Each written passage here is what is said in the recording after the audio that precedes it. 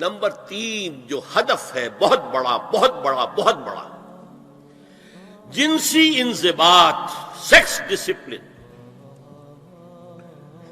زنا کی روک تھام، لا تقربوا الزنا انہ کان فاحشۃ وساء سبیلا۔ زنا کے قریب تک نہ پھٹکو، یہ نہیں کہا کہ لا تزنوا، نہیں، قریب تک نہ پھٹکو۔ جیسے کہ یہ فیصل آباد کا ہمارا گول چکر ہے اور 8 بازار آ رہے ہیں، اب کوئی سرکاری پروگرام یہ ہے کہ اس گول چکر تک، چوک تک کوئی بھی جلوس نہ پہنچے، تو 8 بازاروں کو بند کرو گے نا۔ لہذا دور دور تک اللہ تعالیٰ نے وہ حدیں لگا دی ہیں کہ زنا کی ترغیب نہ ہو، زنا کے راستے جو ہے وہ مسدود ہو جائیں۔ اور زنا کے بارے میں اب دیکھیے، یہ اس دور کی انٹلیکچول خیانت، ڈس آنیسٹی کا سب سے بڑا معاملہ ہے۔ جدید نفسیات کا بابا آدم مانا جاتا ہے فرائڈ، اور فرائڈ کے نزدیک انسان کے محرکات عمل میں سب سے زیادہ طاقتور، سب سے زیادہ پوٹنٹ سیکس ہے۔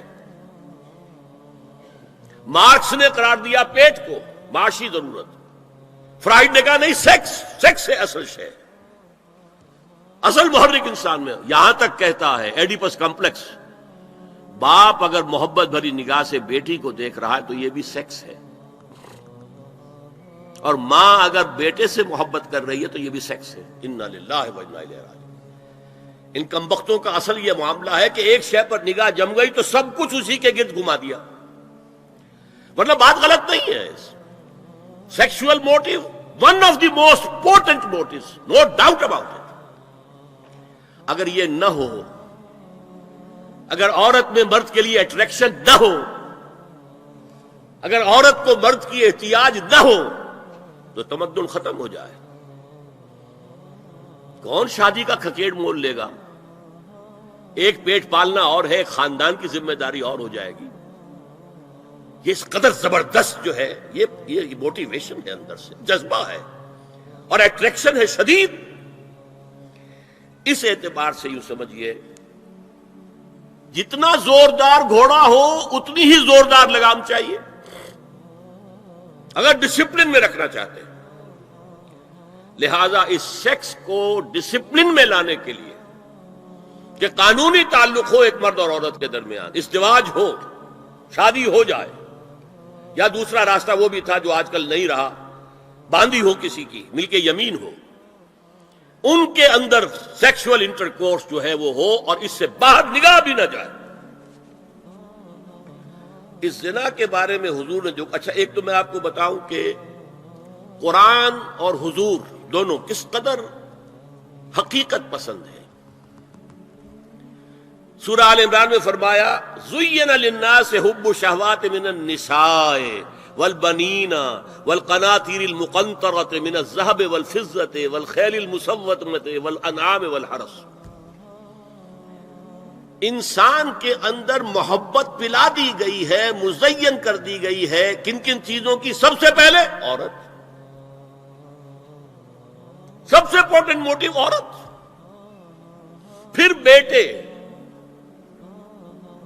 پھر ڈھیروں مال، سونا چاندی، اعلیٰ گھوڑے نشان زدہ، اور مال مویشی اور کھیتی، لیکن سب سے پہلے عورت۔ زُيِّنَ لِلنَّاسِ حُبُّ الشَّهَوَاتِ مِنَ النِّسَاءِ وَالْبَنِينَ وَالْقَنَاطِيرِ الْمُقَنطَرَةِ مِنَ الذَّهَبِ وَالْفِضَّةِ وَالْخَيْلِ الْمُسَوَّمَةِ وَالْأَنْعَامِ وَالْحَرْثِ۔ اسی طرح دیکھیے حضور صلی اللہ علیہ وسلم فرماتے ہیں، یہ مسند احمد میں بھی حدیث ہے اور حاکم اور بیہقی نے بھی، عن انس ابن مالک رضی اللہ تعالی عنہ قال قال رسول اللہ صلی اللہ علیہ وسلم حبب الی النساء والطیب وجعلت قرۃ عینی فی الصلاۃ۔ اس تمہاری دنیا میں سے مجھے 3 چیزیں محبوب کر دی گئی ہیں۔ حبب الیہ، نمبر 1 نساء۔ کوئی جھجک کی ہے آپ نے بیان کرنے میں؟ ہم شاید یہ جملہ کہتے ہوئے جھجکیں گے، اللہ کا رسول نہیں. حقیقت ہے، اس کا اعتراف کرو. بہت مضبوط موٹیو ہے، اس میں کوئی شک نہیں، کوئی شک نہیں، کوئی شک نہیں. حبب الی النساء والطیب، خوشبو، وجعلت قرۃ عینی فی الصلاۃ، اور میرے آنکھوں کی ٹھنڈک نماز میں ہے. اسی طرح خود قرآن میں سورہ احزاب میں جب حضور سے کہا گیا کہ اب بس جتنی شادیاں ہو چکی تھیں آپ نے کر لی ہیں، اب آئندہ نہ کیجیے، وہاں بھی صاف الفاظ آئے ہیں. اللہ کو بھی واللہ لا یستحیی من الحق، اللہ کو حق بات کہنے میں کوئی حیا یا کوئی جھجک نہیں ہے. وَلَوْ أَعْجَبَكَ حُسْنُهُنَّ، اے نبی چاہے عورتوں کا حسن جو ہے وہ آپ کو بھلا لگے، لیکن اب آئندہ شادی نہیں. یہ میں تائید کر رہا ہوں فرائڈ کی. اس گدھے نے جو آگے تک پہنچا دیا ہے معاملہ وہ ہے غلط. بنیادی بات صحیح ہے، قرآن مجید کے مطابق ہے کہ سیکس موٹیو بہت سخت ہے، بہت زوردار ہے. اب زنا جو ہے اس کے لیے حضور نے جو کچھ فرمایا وہ سن لیجئے. عن ابن عباس قال ما رأيت شيئا اشبه باللمم مما قال ابو ہریرہ عن النبی صلی اللہ علیہ وسلم. حضور کی حدیث ہے، ان اللہ كتب على ابن آدم حظه من الزنا ادرک ذلك لا محال. اللہ تعالیٰ نے ہر انسان کا زنا میں ایک حصہ لکھ دیا ہے جو اس کو پہنچ کر رہے گا. فزنا العین النظر، آنکھوں کا زنا ہے نامحرم عورت کو دیکھنا، یہ بھی زنا ہے.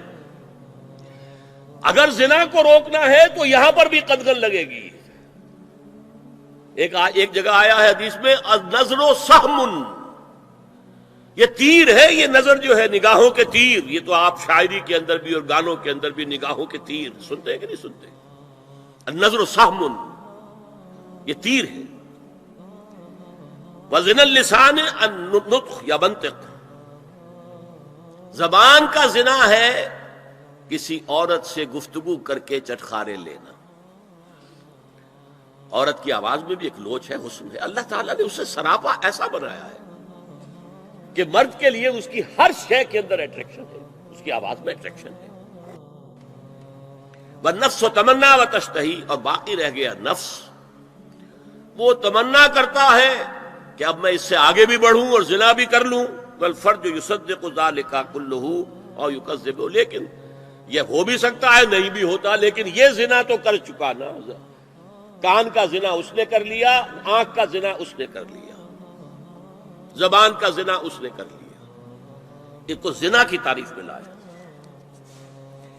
ایک اور روایت ہے جو مسلم میں ہے، عن ابی ہریرہ کتب علی ابن آدم نصیبہ من الزنا مدرک ذلک لا محالہ فالعینان زناہما النظر والاذنان زناہما الاستماع واللسان زناہما الکلام والید زناہا البطش والرجز زناہا الخطأ والقلب یہوی وتمنا. یہ زبان کا بھی زنا ہو رہا ہے، کان کا بھی زنا ہو رہا ہے، ہاتھ کا بھی ہو رہا ہے، کہیں لمس کیا ہے عورت کے جسم کو، ہاتھ ملایا ہے اس سے، اور چل کر کہیں جا رہا ہے دیکھنے کے لیے، یہ پاؤں کا زنا ہو رہا ہے.